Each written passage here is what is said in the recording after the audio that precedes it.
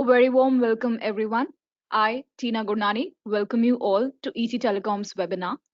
To present this webinar, I welcome Donna Moore, CEO and Chairwoman of LoRa Alliance, joining us all the way from US. Our esteemed speaker will share valuable insights on the topic Development of India's IoT and Trends Driving Networking Technologies. There will be a presentation on the topic followed by a question and answer session wherein you may submit text questions to today's presenter by typing your questions into the questions pane of the control panel. You may send in your questions at any time during the presentation. Now I request Donna to start the presentation. Over to you. Great, thank you, Tina. Hello and welcome. I'm very excited to be speaking to everyone in India. The LoRa Alliance and India, we were in India last month and we had a great LoRaWAN live event. We had government officials and Ministry of Urban Development, as well as many device makers and many press covering the LoRaWAN live event. And it was very exciting. And you know, being in India really made it clear to me how important LoRaWAN and IoT is to India and to the people of India. You know, I am presenting today from Oregon, which is on the west coast of the US. And if I just look at the numbers compared to the US has approximately about 330 million people. And you compare that to India with 1.3 billion people, and the land mass of India is about a third less than the US. When I look at that, and from my visit there last month, there is not a place probably that can benefit from LoRaWAN and the IoT technology more than India. And in fact, they say that in the next so many years, that both between India and China at 1.6 billion of the population together, 2 out of 3 LPWAN, LoRaWAN implementations will be in the Asia Pacific region. So it's so important that you're here today. I'm really honored to be able to talk to you and explain a little bit about LoRaWAN, IoT, and really the impact for India. So let me go ahead and move forward. So as I talked about before, for India, they envision about 5 billion IoT connections by the year 2022, which is just a few years out. And so people look around and say, how is that going to happen? And I'll tell you, the only way that those types of connections can happen and that type of data can be gathered for India to make India more profitable, a more meaningful, you know, a more ways to improve the health and welfare for all the people of India, as well as to better deliver the public services and also conserve all of the natural resources, is through the 4 points I have here.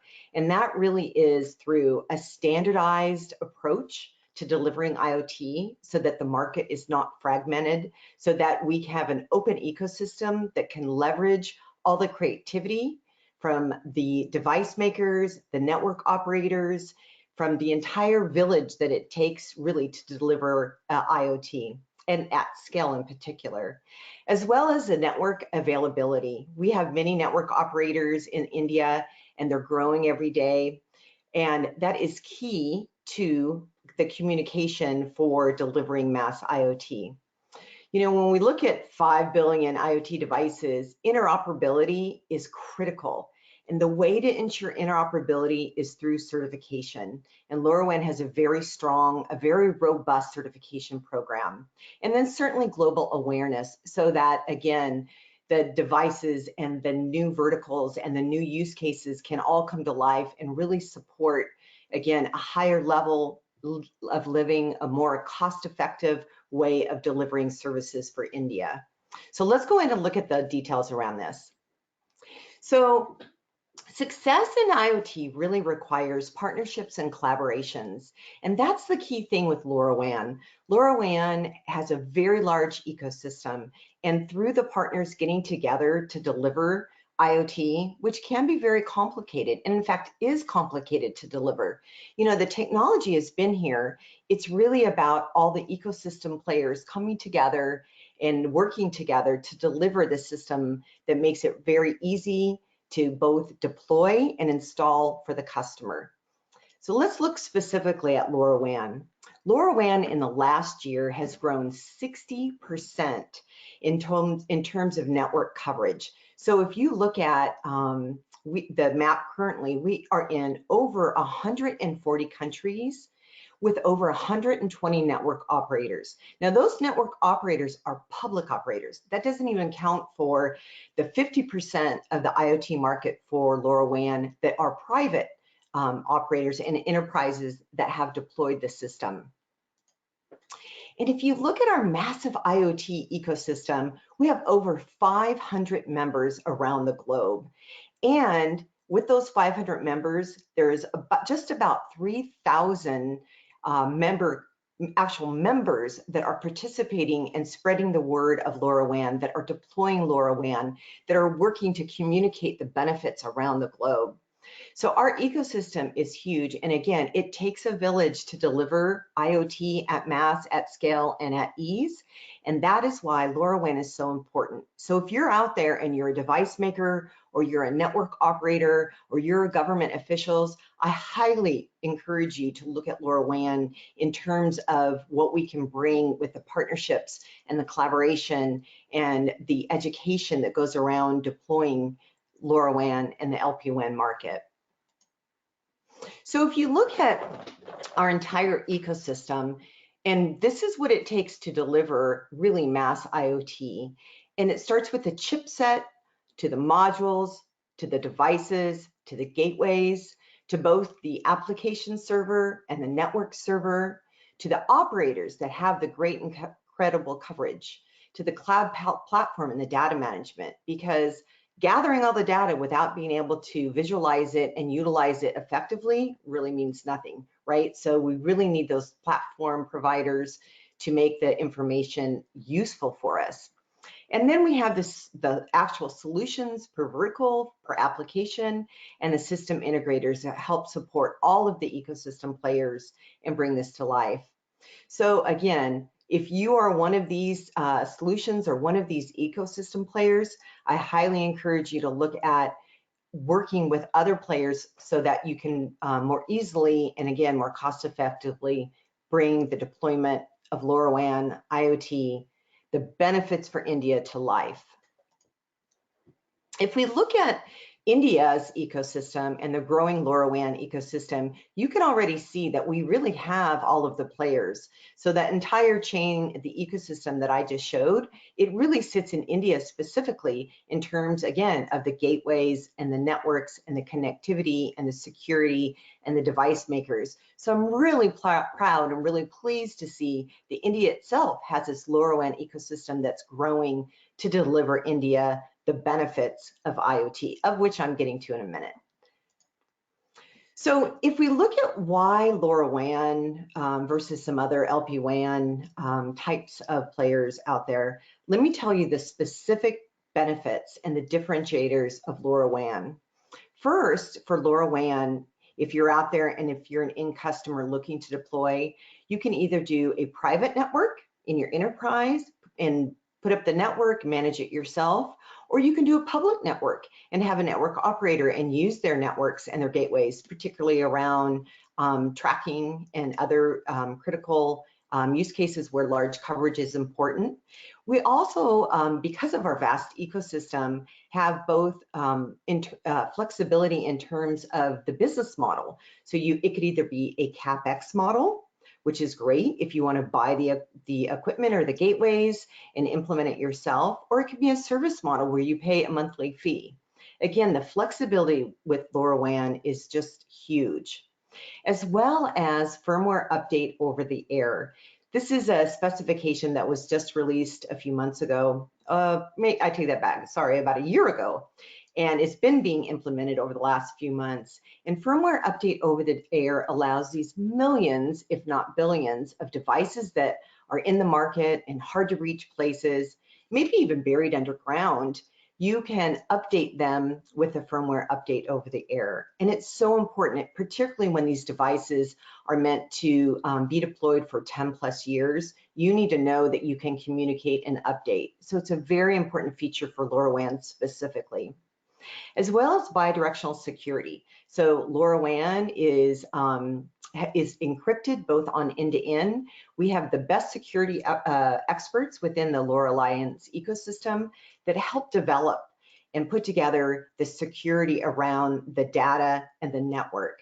So again, super important and a huge differentiator for LoRaWAN, as well as the 10+ year battery life. Again, these sensors are small data, small bits of information that need to be placed and left alone, and they just need to work.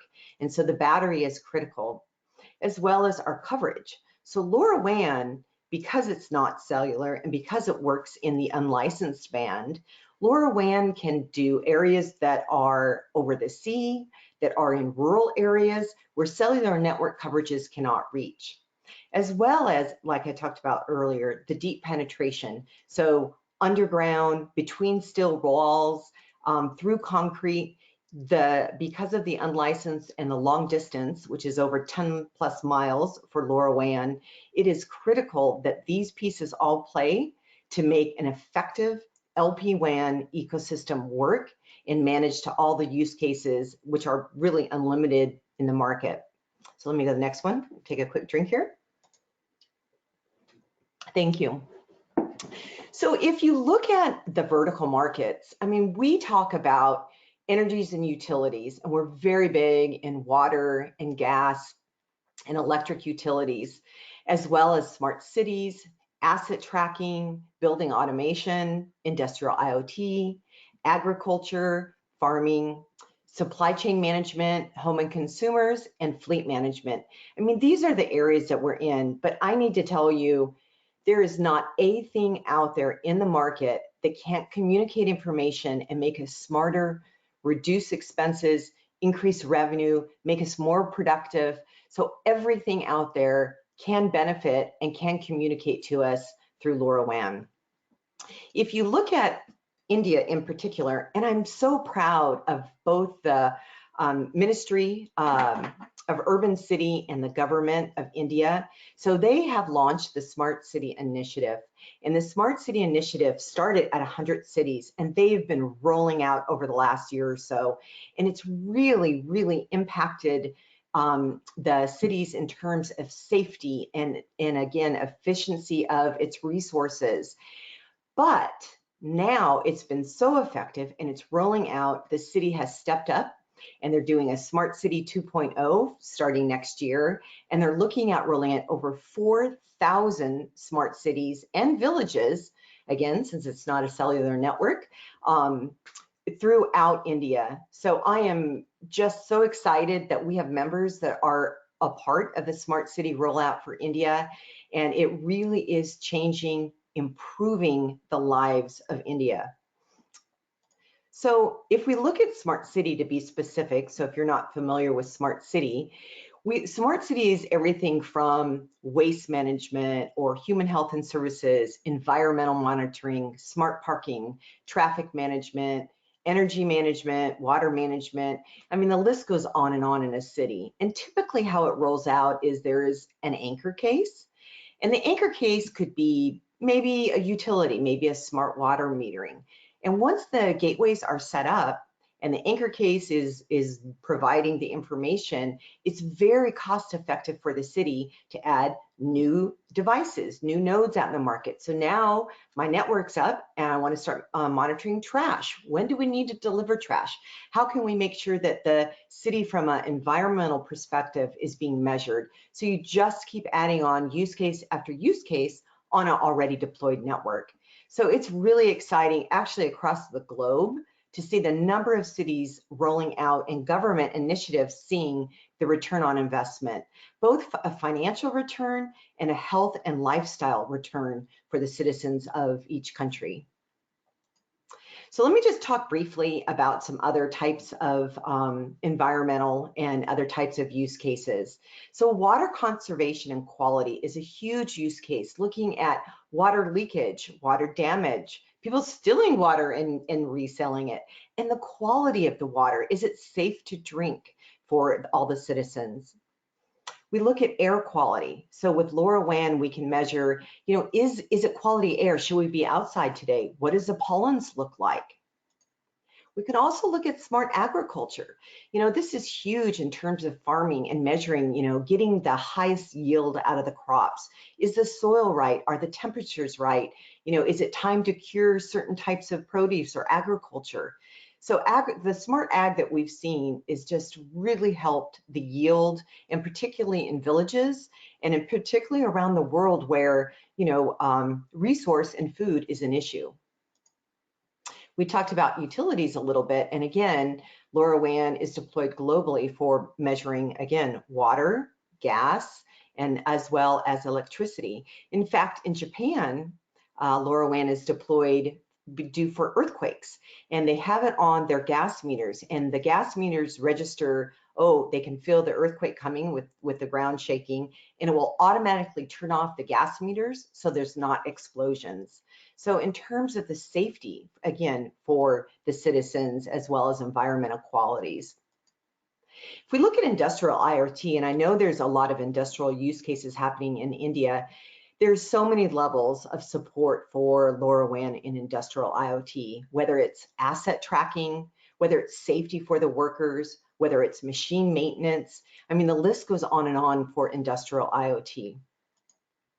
And finally, but certainly not last, is business transformation. When LoRaWAN's been deployed in various situations, you see a dramatic increase in the return on investment, both driving revenue or decreasing expenses.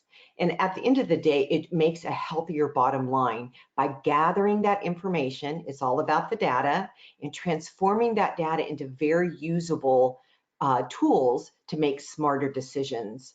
So again, whether it's health, quality of life, whether it's business, whether it's just being smarter, whether it's making machines work so there's no downtime, LoRaWAN is probably, or I will say it is, the most transformative technology of our time. It is literally touching every aspect in our life and improving them.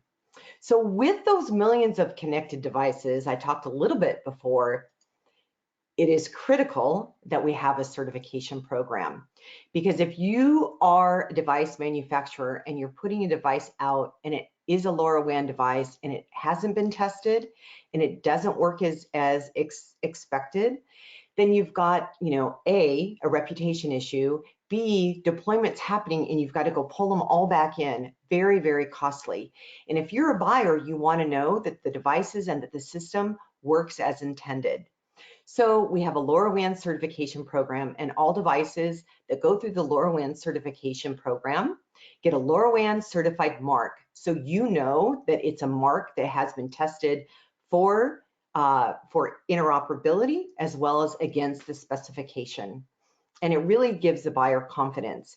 And I'll tell you, there are tenders going out that have requested LoRaWAN, and we've been speaking with the government. I spoke with the government when I was there last month and talked to them about the tenders. And when they put out the tenders, it is highly encouraged, and we're starting to see it, that they say not only LoRaWAN in this tender, but LoRaWAN certified devices. So if you're thinking about building devices, you need to also think about certification, particularly if you're going to win the tenders that are coming out. So to that, I have some very exciting news. LoRaWAN, we just announced last month as well that we have opened and are opening 2 new test houses in India, and one is DEKRA, and DEKRA will be opening by the end of this year, and DEKRA is in Mumbai, and also TUV Rhineland, and TUV Rhineland is in Bengaluru, and they are already open. So these test houses are in India, so devices can be made in India, tested in India. And how that also helps the economy is that we know shipping in devices due to customs from other countries really increases the go-to-market and the prices to actually implement a LoRaWAN system. So being able to develop devices, build devices, and test devices in India will really keep the cost down. It lets you know that they're certified. It lets you know the devices will work as intended, and will let you develop and deploy at a very cost-effective rate. So I'm really excited to be adding these test houses. I'm really excited to be watching India drive. And I've heard from many members that they look to India to see where the technology is going and what's happening. And so I am proud to see that India is driving the LoRaWAN IoT system forward. And again, that's why we are trying to support the market as well with test houses and with our test tool that we've also have just released for our members. So with that, if you look at the mass deployments that are happening around the globe, I guess what I want to say is, it's not like LoRaWAN's coming or IoT's coming and it'll be here in 5 years, or we're doing proof of concepts. That's not accurate. LoRaWAN is deployed at scale now. LoRaWAN is deployed around the globe. LoRaWAN is deployed in multiple types of applications, and LoRaWAN is showing a return on investment. So if you think that it's coming, that would not be correct. It's here, it's launched, and it's showing ROI. And these are just some of the use cases that we have around the world that are showing mass deployments. We also have unlimited applications. We talk about utilities, and we talk about smart buildings, and we talk about tracking, asset tracking, and those are all huge use cases that are deployed and actively, again, around the world. But let me just say and repeat, it really is an endless number of applications. So if you're not in this market, I suggest you jump in, because it is unlimited in terms of helping India and in terms of the types of revenues and deployments that can be had with LoRaWAN. It is really a bottomless, what's another metaphor? It is the tip of the iceberg, and we haven't even begun to see what's under the water. Anything out there can be measured, can be monitored, and can share information with us to help us make better decisions. The technology's been here for a while, but what hasn't been here is an ecosystem like LoRaWAN that, again, allows all the partners to come together and really make this a reality, really roll this out, and really get return on investment. And LoRa Alliance is here to help those partners network and collaborate. LoRa Alliance is here for the certification labs like we opened up in India, and the certification mark. And LoRa Alliance is here to market and support the entire globe in terms of education and training on LoRaWAN. So with that, I will go ahead and turn this over to open questions.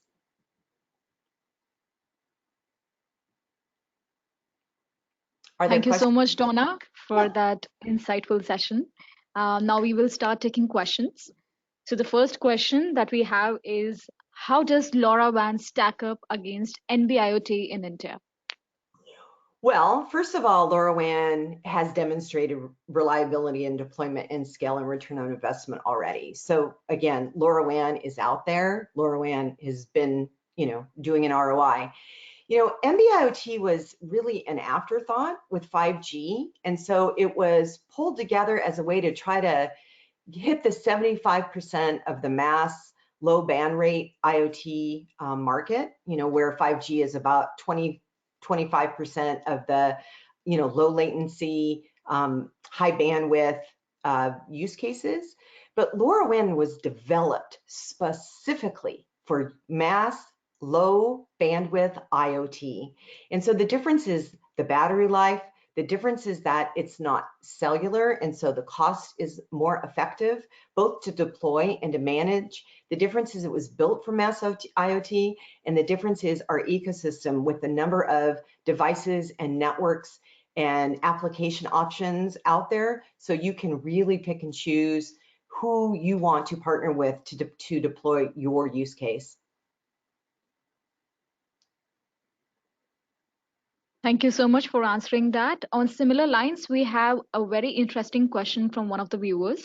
And the question is, I'll read it as it is. Okay. When I see LoRaWAN versus 5G, which is coming in India, I see that LoRa can do very low speeds, but with 5G, I can scale to higher speeds when required with minor changes in the wireless infrastructure. For example, sending images and video. How does investment in LoRaWAN now protect 5G when it arrives? Oh, that is a great question. So here's what I really want to make sure that the audience understands. 5G is awesome. 5G is coming. 5G is videos, just like you said. 5G is high bandwidth. 5G is low latency. So the places you'll see 5G are remote surgeries, connected car, emergency response services, and video. That's where 5G is. Where 5G is not is the space that LoRaWAN plays, which is about 70–75% of the mass IoT market. And that is the low data rate, the low bandwidth, the high battery life, right? 10+ years battery life, because we have devices that are out there and things that aren't connected via, electricity, their battery. And so that is not 5G space, right? And so 5G is also just cellular, so it's more expensive. And in fact, 5G is trying to, load off all the small data rate battery type use cases. So they're very, very, very different.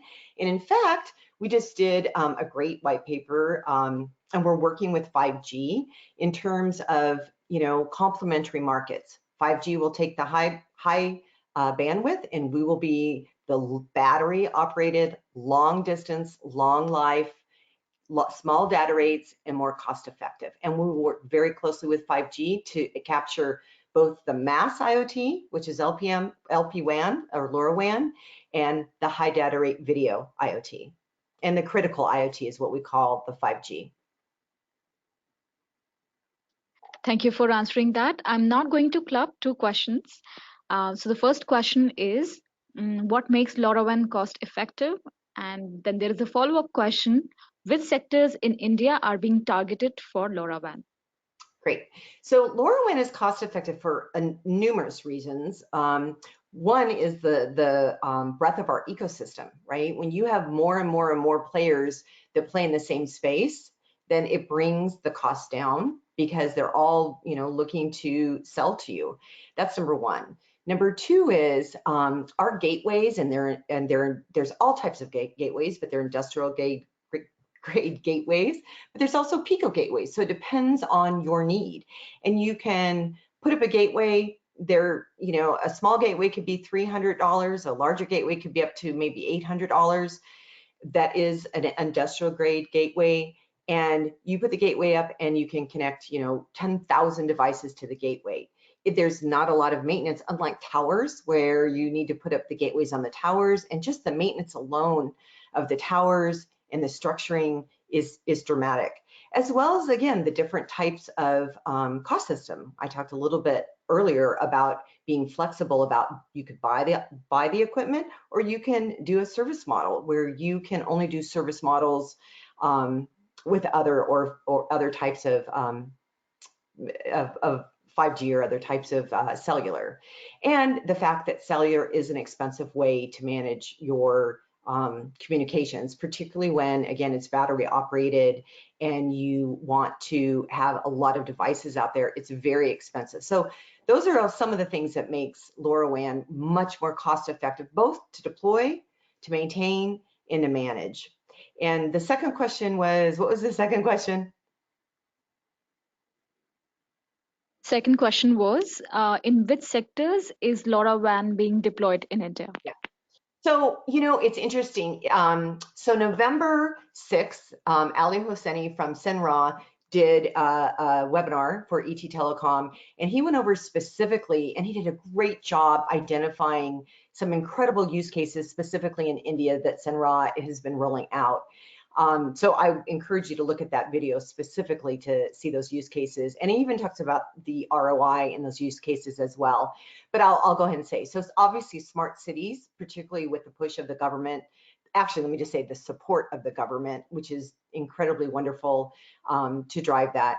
But it's also agriculture. You'll see that in Ali's video, he talks a lot about agriculture. One example he gave was around the tobacco industry in India. Also around asset tracking, particularly in industrial IoT. Also Let me think what else. Oh, I know another great one is parking management. You know, I was surprised when I was visiting India. The parking is an issue, and certainly around security, safety as well.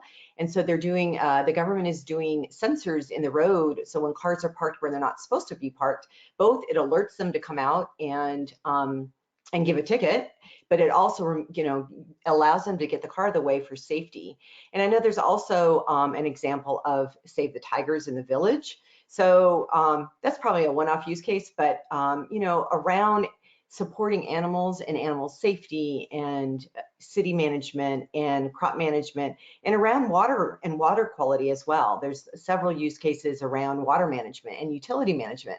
I guess I could go on, but for specific examples, I would check out the November 6th webinar that Ali did. Sure, thank you so much. And the next question is, what is the impact of LoRaWAN with respect to radiation? For example, health concerns are being raised for 5G. So similarly, do we have any such concerns for LoRaWAN technology as well? No, we don't have any concerns. You remember, so LoRaWAN is small data rates, again, in the unlicensed band spectrum. I mean, it is radio frequency through, but no, we do not have any concerns with that with LoRaWAN.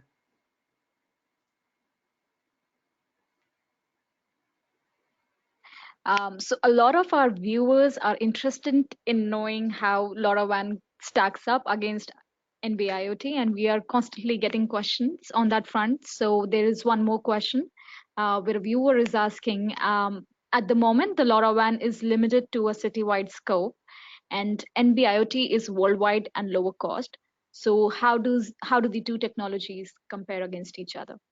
Well, NB-IoT is not worldwide. NB-IoT has been deployed in China and a few other areas. So actually, LoRaWAN is in over 140 countries.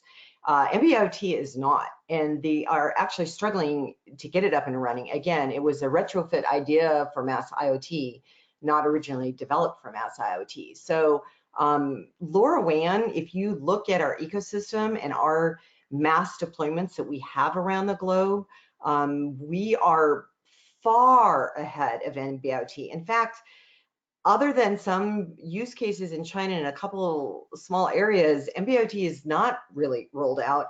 And in fact, we have many network operators that are a part, obviously, of LoRaWAN, that have rolled out NB-IoT in China, but also in other areas are rolling out LoRaWAN as well. So I guess what I would say is that LoRaWAN is here and been deploying, where we really haven't seen the scale of NB-IoT. But what I would say is more than likely most network operators will deploy both if they're going to do NB-IoT, as well as you have to remember there's a lot of private enterprise use cases where NB-IoT will probably not be the application type of choice, but LoRaWAN certainly has and is. So I guess we just look at kind of where we're at in the market, and we are out there and we're deploying and we're getting ROI and we're in 140 countries, and that isn't the same with NB-IoT. So that's what I would say, yeah. Thank you. Thank you for answering that. Moving on to the next question. The question is, are there any incubators or support programs to support startups that are using LoRaWAN technology? You know, we have, there are. It depends on what you're wanting to do as a startup. You know, are you looking to be an integrator? Are you looking to develop the devices? There's a lot of dev kits from different companies that are LoRaWAN members. There's the different, as an example, the Things Network is a very large network for startups, particularly that do device, and a lot of them are integrators to integrate the LoRaWAN only around the globe. I think they have over 6,000 networks around. So there are, and if you go to our website and look at some of our members and some of their websites, they have, again, starter kits, dev kits, and there are many. It depends on what part of the ecosystem chain you want to play in. Sure. One of our viewers has requested if you could please touch upon IoT use cases which can be targeted today considering rural and urban regions in India. This is particularly in context with the LoRaWAN technology.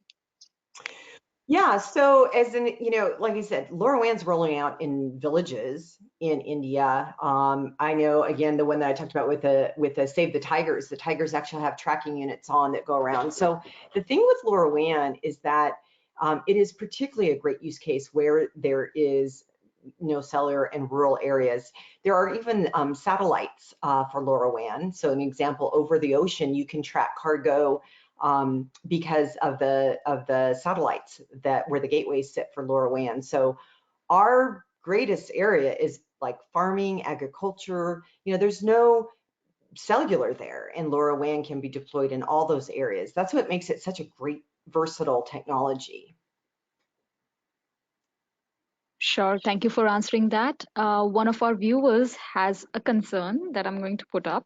So the Okay. viewer is saying that the certification test cost of the technology is much more than the development cost of the technology. So how can people or stakeholders figure out this particular bit? So for LoRa Alliance members, they just, again, it's just to the test house to test devices, and we mandate that it's really just a day of testing, so to help keep the cost down. But the reality of that is this, and we do have test by similarities, which also keep the cost down. Here's what I would say, and I have a background actually from certification from another alliance that we drove 4 billion certified devices worldwide. And I can tell you firsthand that if you are putting devices out that have not been certified, it will cost you so much more than if you don't. And there's a few reasons why. Again, if you deploy a device and there's something that's not working, pulling it back and redesigning is far, far, far more costly than getting a device certified and knowing before the deployment, and your reputation as well. In addition to that, if you are a LoRa member, we've just released a LoRa Alliance certification test tool. And the test tool, the first is free to members. And the test tool allows you to test on your site, in your location. It's a downloadable test tool. And so you'll know before you even go to certification what happens with the device. Is it meeting all the needs? So you can test at site with our test tool, and then go to the certification house for just a final pass, and then we give you the certified mark. So again, the LoRa Alliance is really working hard in spending its resources to make sure that the members can get certified, again, by opening the test houses close by just launching this LoRa Alliance certification test tool, again, free for members. And that has really helped members because it can catch bugs before they go to certification, and they know it will pass. Thank you for explaining that very well. So we're getting a lot of questions on certification standards. So if you could please elaborate a little on that, how to go about getting the certification for the technology.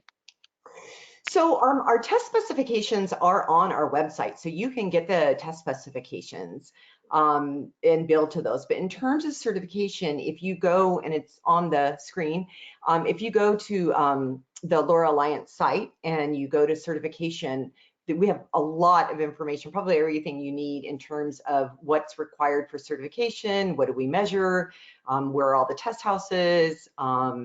So the website is the best place to go, the LoRa Alliance website, and under the certification tab. Thank you for answering that. We have a question on the security aspect of LoRaWAN. The viewer wants you to elaborate a little on that. Okay. Well, so I'm not a security expert, but I do know that we have many security experts within the Alliance. And the LoRaWAN specification was written with the security in mind. So it's end-to-end security with encrypted keys. And it's both from the device onto the network, and then the making sure that the information from the device is kept secure as well. We do have a white paper on our website about security, and you can download the white paper that goes into the details about security for the specification. Thank you so much. You- The next question is LoRaWAN needs a backhaul for connectivity to the network server. So, how does one go about deploying LoRaWAN network without needing a backhaul? Well, you do need a backhaul. So it could be Wi-Fi backhaul, it could be cellular backhaul, it could be, um, various backhauls. You do need a backhaul, and for that last little bit, and that's part of the LoRaWAN ecosystem. But the great news is there's any type of backhaul will work.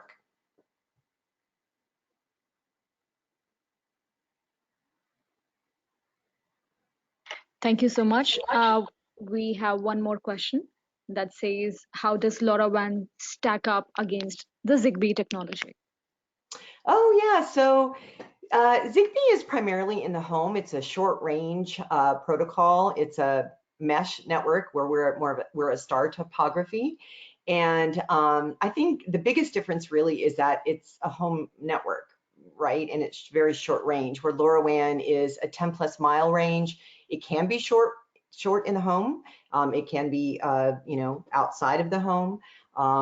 And so I think those are really some of the biggest differences. In fact, one of the areas that we're focusing on going forward really is around the home, because we have many members that are wanting to use LoRaWAN both in the home and then extend out for their sprinkling system, for monitoring dogs, for monitoring people coming in, for going down to the neighborhoods and monitoring different things. So being able to bring the outside as well as the inside monitored is really a direction that many of our members are taking the LoRa Alliance as well. So, our next viewer has a question and it's preceded with a compliment. I will read it as it is. It says, great session, Donna.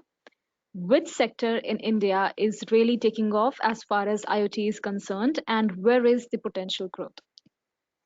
So the sector that smart city is going to be the hardest driving sector, and we're seeing a lot of within the smart city, lighting and water meters and lighting is really driving hard right now in India, um, as well as water quality too.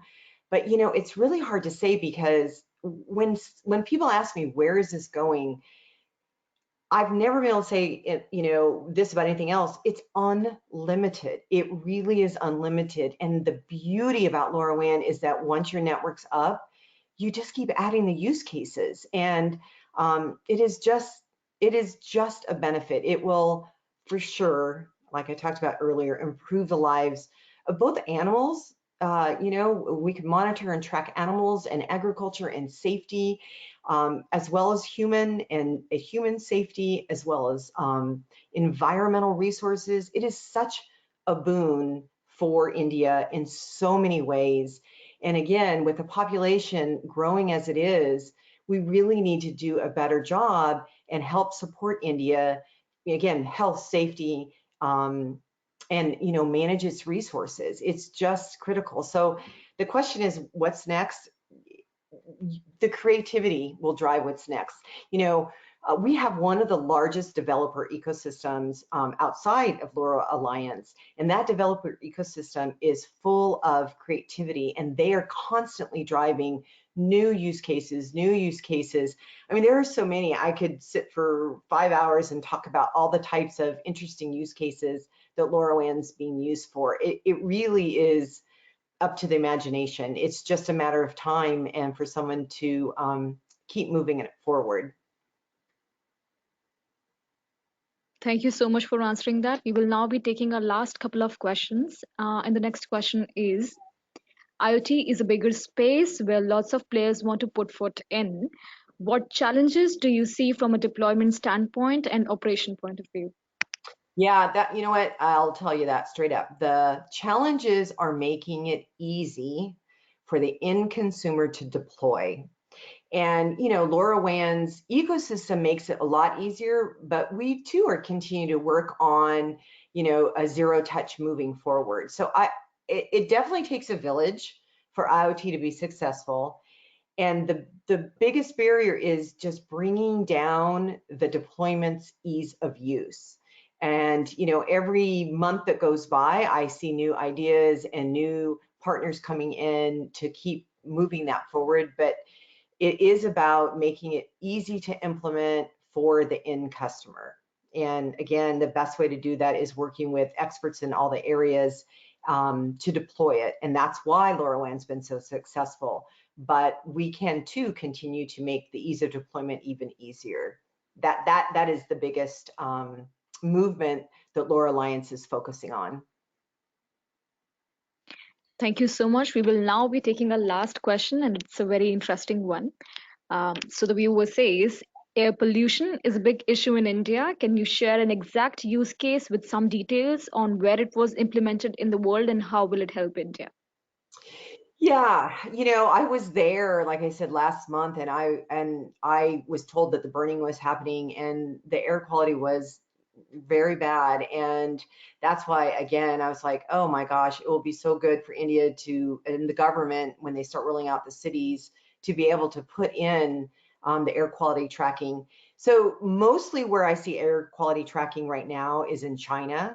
And I don't have the exact companies, but we can get on the LoRa Alliance website and you can see them. But mostly it's in China where I'm seeing the air quality monitored and tracked and communicated different ways to the population.